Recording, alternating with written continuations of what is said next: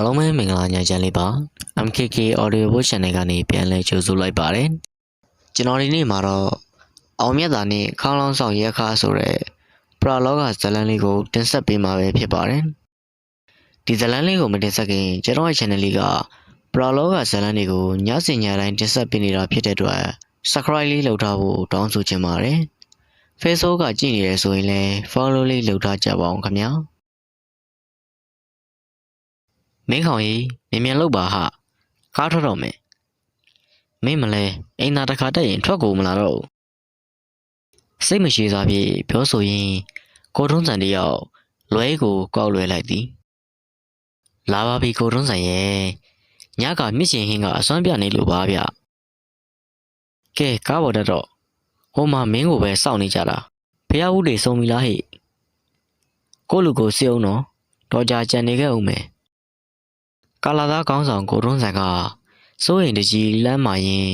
ကားကောင်းခန်းထဲသို့ဝင်ထိုင်လိုက်တော်သည်ကားကောင်းခန်းမှာထိုင်နေရင်လွယ်ထဲက900တရားကိုထုတ်ဝါနေလိုက်သည်ဒီတခါမင်းကောင်းကောင်းလောင်းကိုတွားကြမှာနော်ဟုတ်တယ်မလားကိုထုံးစံအေးဟုတ်တယ်လေဘာဖြစ်လို့လဲဘာမှမဖြစ်ပါဘူးဗျာတခုခုလွဲချော်သွားမှစိုးလို့ပါအညာလေးပူတွေကကားပေါ်ပါလာတဲ့သူတွေရဲ့ခန္ဓာကိုယ်အနှံ့ကိုလာရောက်ကြည်စဲနေကြသည်ကားလမ်းတစ်လျှောက်ဈေးတယ်တွေဟိုဒီသွားလာနေကြတာကိုငေးကြည့်ရင်မင်းကုန်းခေါင်းလောင်ထားရှိရာနေရာသို့ရောက်လာခဲ့ကြသည်ကိုယ့်ဘွဲ့ကိုစီးကြနော်နောက်တနားရရင်ဒီနေရာမှာပဲပြန်ဆောင်ကြမယ်ကိုထုံးစံတယောက်လမ်းအော်ရင်လွဲကိုလွဲကမင်းကုန်းခေါင်းလောင်ထားရာဘက်ကိုထွက်လာခဲ့လိုက်သည်ပြိုးကိုထုံးစံကျုပ်လည်းစောင့်မအောင်ဗျအတန်ကြားလို့လက်ကြည့်လိုက်တော့ရွာကိုလွန်ခဲ့တဲ့လကမှပြောင်းလာတဲ့ကျောင်းဆရာလေးကိုတွေးလိုက်သည်ဆရာလေးဘဲမှရှောက်မသွားဘူးလားဗျမသွားတော့ပါဘူးကိုထုံးစံရဲ့နေကလည်းပူနေတာနဲ့မင်းကုန်းခေါင်းလောင်းဘေးအေးရတဲ့နေရာမှာပဲထိုင်တော့မလို့ဗျဒါဆိုတော့ပဲဆရာလေးကျုပ်လည်းအဲ့လိုပဲတွေးထားတာစကားပြောပေါ်ရပြီပေါ့နှစ်ယောက်သားအေးရတဲ့တစ်ပင်အောင်မှာဝင်ထိုင်ကစကားစမိပြောနေရင်ကိုထုံးစံကဒီခေါင်းလောင်းကြီးကိုမြင်တော့ကျုပ်တို့ရွာအနောက်ဘက်ကခေါင်းလောင်းကြီးကိုတတိယမိသားဗျရွာအနောက်တော်ထဲမှာခေါင်းလောင်းရှိလို့လားဗျကျုပ်တော့မကြောက်ဘူးပါဘူးအခုတော့မရှိတော့ဘူးပေါ့ဆရာလေးရဲ့ဖျက်ဆီးလိုက်ပြီဗျဟင်ဘာလို့ဖျက်ဆီးလိုက်တာလဲနှမျောဆရာဗျာနှမျောပေမဲ့လည်းအကြောင်းတစ်ခုရှိခဲ့လို့ပေါ့ဗျာအဲ့ဒီခေါင်းလောင်းအကြောင်းကိုသိချင်ကျုပ်ပြောပြမယ်ဆရာလေးလည်းဘိုးတူတာရတာပေါ့ဟုတ်ပြီဗျာကျွန်တော်ကလည်းဒါမျိုးဆိုအရန်စိတ်ဝင်စားတာဖြစ်ပုံလေးကိုပြောပြပါအောင်ဗျာဖြစ်ပုံကဒီလိုဆရာလေးရဲ့လွန်ခဲ့တဲ့၄နှစ်လောက်ကကျုပ်တို့ရွာကိုဘယောကလိုတိုက်စီရလိုလူတွေအများကြီးရောက်လာကြတယ်သူတို့ကရွာသားတွေကိုငားပြီးရွာအနောက်ကတောထဲကိုဝင်သွားကြတာကျုပ်လဲပါတာပေါ့ဗျာသူတို့ကရွာအနောက်ကတောထဲမှာတစုံတစ်ခုကိုလိုက်ရှာနေကြတာဗျာဘာရှာနေလဲဆိုတော့ကျုပ်တို့လည်းမသိရဘူးကျုပ်တို့အလောက်ကတောရှင်းရတယ်တနေ့ပြီးရင်တနေ့လောက်ခါရတယ်တလကျော်ကြာသွားတယ်ဗျဘာမှလည်းမတွေ့ဘူး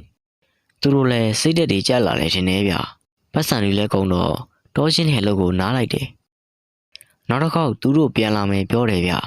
စောင့်နေလို့လည်းပြောတယ်ပြန်ခါနီးမှတီးလိုက်ရတာကသူတို့ရှာနေတာကခေါင်းလောင်းတစ်လုံးနဲ့ကျုပ်တို့လည်းနားမလဲဘူးလေဘာလို့လို့တောထဲမှာခေါင်းလောင်းကိုရှာနေရတာလဲပေါ့ကိုထုံးစံကပြောရင်900တရားကိုထုတ်ဝါလိုက်သည်တစ်ချက်နှစ်ချက်ဝါပြီးတော့မှအဲ့ဒီမှာမထင်မပဲခေါင်းလောင်းကိုတွေ့ပြီဆိုတဲ့သတင်းကကြားလိုက်ရတယ်ဗျတွေ့တဲ့သူကရွာကထင်းကုန်းသမားတွေတောထဲသွားရင်ရှိုးထဲမှာတွေ့တာတဲ့အဲ့ဒါနဲ့ကျုပ်တို့လည်းတောထဲလိုက်သွားပြီးတော့ခေါင်းလောင်းကိုရှိုးထဲကနေဆွဲတင်ကြတာပေါ့ဗျာခေါင်းလောင်းကအရန်လဲကြီးတယ်လည်းမဟုတ်ဘူးဗျအရန်လဲသေးတယ်လည်းမဟုတ်ဘူးအခုစကားနဲ့ပြောရရင်တော့အနေတော့ပေါ့ဗျာဒါပေမဲ့ထူးဆန်းတာကခေါင်းလုံးရဲ့ပတ်ပတ်လေးမှာဘလူးပုံတွေထွင်းထားတာပဲဗျပတ်ပတ်လေဘလူးလေးကောင်လက်ရှင်းချက်ရက်ပြီးတော့ခေါင်းလုံးကိုကားထားတဲ့ပုံစံဗျလက်ရာကလည်းမြောက်လိုက်တာဗျ ရုပ်ကြွတွေနဲ့ထိုးထားတော့ကြည့်နေရင်ကြက်သီးတွေပါထားတယ်ဗျကျုပ်တို့လည်းရွာထဲကိုတည်လာခဲ့လိုက်တယ်ရွာထဲဝင်ဖို့လည်းလို့ရောတည်လာတဲ့အဖွဲတွေကလူတစ်ယောက်ကိုရွာဆောင်နှက်ကဝင်ဘူးပါလေရောကျုပ်ပြေတသက်တခါမကြုံဘူးတဲ့အဖြစ်ပါဗျာရွာဆောင်နဲ့ဝင်ဘူးတဲ့သူကခေါင်းလုံးကိုကြည့်ပြီးကြောက်လန့်နေတာဗျ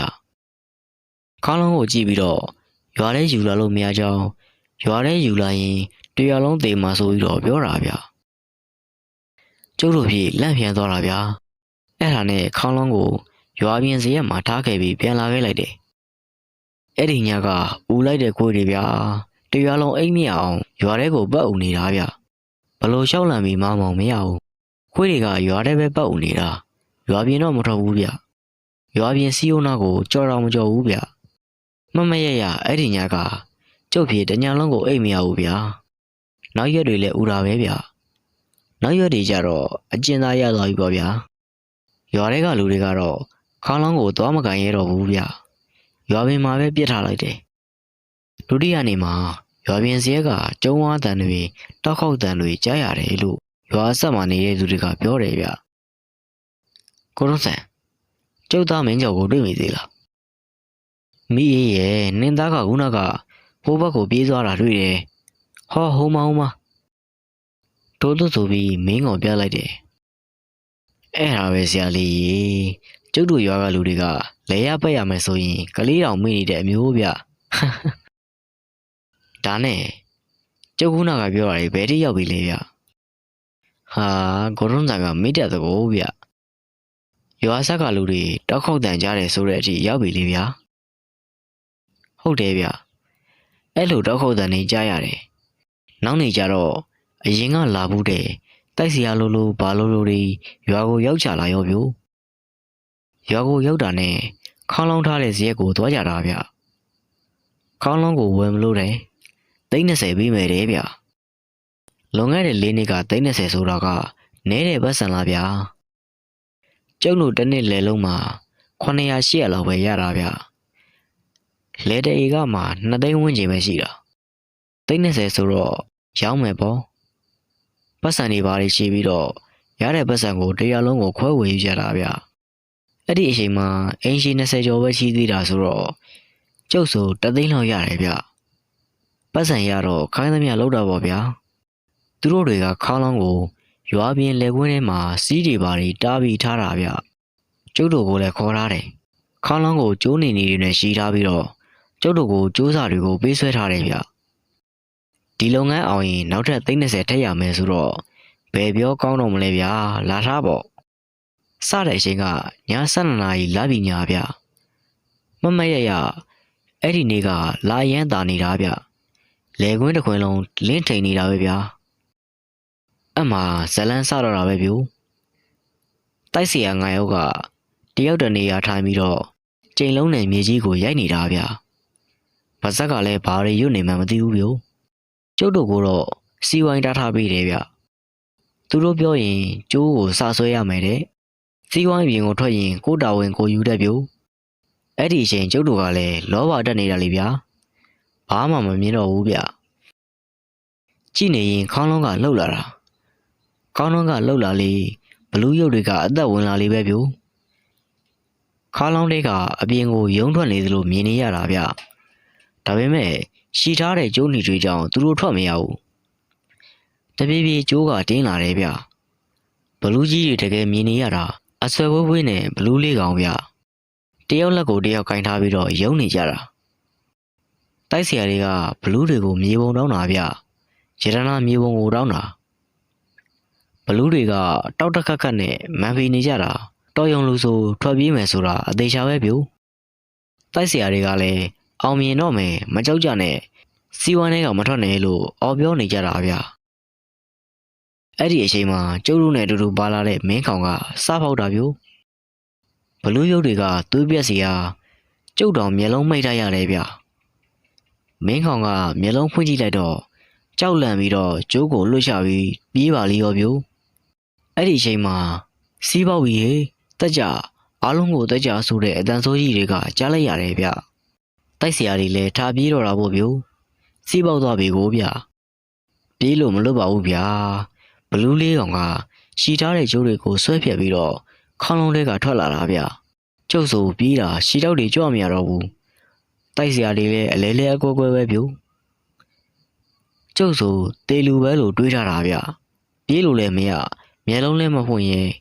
တိုက်စရာတွေရဲ့အော်ဒန်တွေကကဘာပြက်နေပြီပြိုအဲ့ဒီအချိန်ကျုပ်မျက်လုံးထဲကိုအလင်းနဲ့တစ်ခုဝင်လာတယ်ဗျတော်တော်ဆူးချတဲ့အလင်းရောင်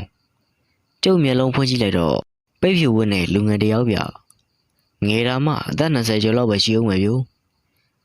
မျက်နာကရှင်းပြီးကြက်တည်ရှိလိုက်တာဗျာကျုပ်မျက်လုံးထဲကလုံးဝမထွက်ဘူးကျုပ်ဘေးကိုကြည့်လိုက်တော့တိုက်စရာတွေလည်းလက်ပင်ကျိုးပြီးတင်းနေကြပြီဗျကန်ကောင်းတာကတိုက်စရာတွေကိုအရင်သက်တာဗျကျုပ်တို့ကသူတို့ပြီးမှထင်နေဗျခုနကအလင်းတန်းနဲ့ပေါ်လာတဲ့လူငယ်ကကျုပ်တို့ရှိကနေလာရက်နေတယ်သူကဘလူးလေးကောင်ကိုပြောတယ်ဗျရွာသားတွေမှာအပြစ်မရှိဘူးတဲ့လှုပ်ပေးလိုက်ပါလို့ပြောတော့ဘလူးလေးကောင်ကလက်မခံဘူးဗျကျုပ်တို့ကိုဂုံချိုးဖို့ရှေ့တိုးလာတာဗျအဲ့ဒီမှာလူငယ်ကလက်နဲ့ရိုက်ထုတ်လိုက်တာတရုတ်တိုင်းကားတဲကလိုပဲဗျာပေ20လောက်ကိုလွင့်ထွက်သွားတယ်ဗျကျုပ်လည်းမျက်လုံးပြူးသွားတယ်ဒီလောက်ဆွမ်းလားပေါ့နော်အဲ့လိုရိုက်ထုတ်လိုက်တော့မှကျုပ်တို့စီကိုထပ်မလာတော့တာဗျလူငယ်ကကျုပ်တို့ကိုနောက်ထပ်မမားတော့နဲ့တဲ့ဒီကောင်းလောင်းကအစီရင်တွေနဲ့စီမံထားတဲ့အရာတစ်ခုဖြစ်တယ်ဆိုတဲ့အကြောင်းပြောပြလာတယ်ဗျလူလောဘတွေကြောင့်အထက်ဆရာတွေကတောတောင်ထဲမှာဖွက်ထားတာကိုရအောင်ရှာခဲ့ကြတယ်တိုက်သမားတွေရဲ့မတော်လောဘတွေကြောင့်မင်းတို့တွေပါအစ်စ်ပါတာဖြစ်တယ်တဲ့ခေါင်းလောင်းကိုသူပြန်သိမ်းတော့မယ်မင်းတို့ပြန်တော့ဆိုပြီးတော့ပြောတာနဲ့ကျုပ်တို့လည်းရွာထဲပြေးတာနောက်တောင်လှည့်မကြည့်ဘူးပြိုမနှက်ကြတော့သွားပြန်ကြည့်တာညကတားထားတဲ့စီးတွေရဲ့ဒဇစီပြန်ကျဲနေတဲ့ကြောပွဲတွေရဲ့တိုက်ဆရာတွေရဲ့အလောင်းတွေကိုပဲတွေ့ရတော့တာပြိုအဲ့ဒါပဲဆရာလေးရေတော်တော်ကန်ကောင်းလို့မသေးတာဗျနောက်ဆိုရင်အဲ့လိုကိစ္စတွေလဲ့တောင်မကြည့်တော့ဘူးပြိုဟောပြောရင်ကားတော့ဖို့အရှင်းရောက်ပြီလူစုလာအောင်ပဲဗျကိုထုံးစံခဏလေးခုနကကိုထုံးစံပြောတဲ့လူငယ်လေးကိုရောထပ်ပြီးတော့တွေးသေးလားဗျဟာဘယ်တွေးတော့မှလဲဗျာကျုပ်တို့ကကြောက်ပြီးပြေးတာနဲ့လက်ကိုမကြည့်ဖြစ်တော့တာဗျဆရာလေးကားထွက်တော့မယ်ကားဆက်ဆံကအရက်ပေးနေပြီမြင်မြန်တက်ကြဟေးကိုထုံးစံတယောက်လူစုံမစုံစစ်ပြီးကားကောင်းထဲမှာဝင်ထိုင်လိုက်သည်များမကြမီဖျားဖူးဆိုတဲ့ကားလေးက